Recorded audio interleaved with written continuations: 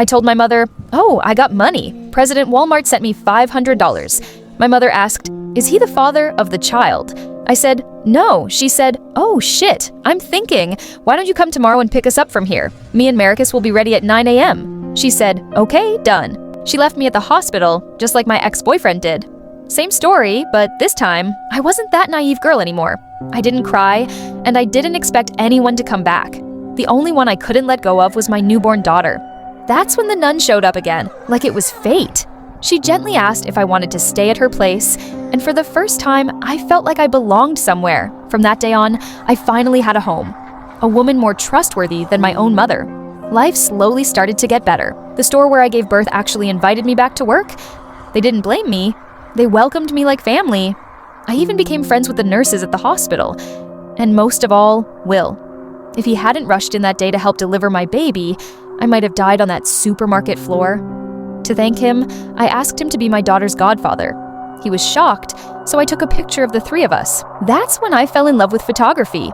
I started going to the library often, reading every book I could find, and I spent more and more time with Will. His eyes were always gentle, always steady.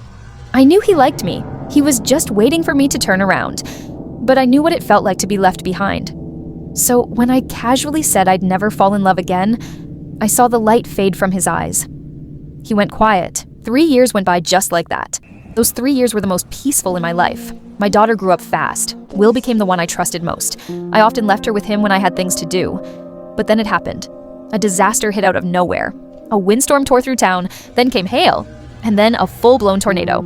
I grabbed a few neighbors and rushed into the basement.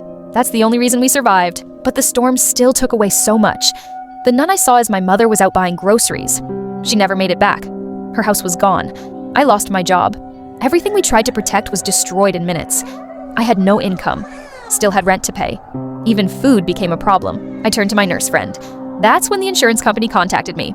Turns out the nun had left me everything. With the payout, I received $80,000. Tears welled up in my eyes, but I couldn't say a word. That money saved me and my daughter.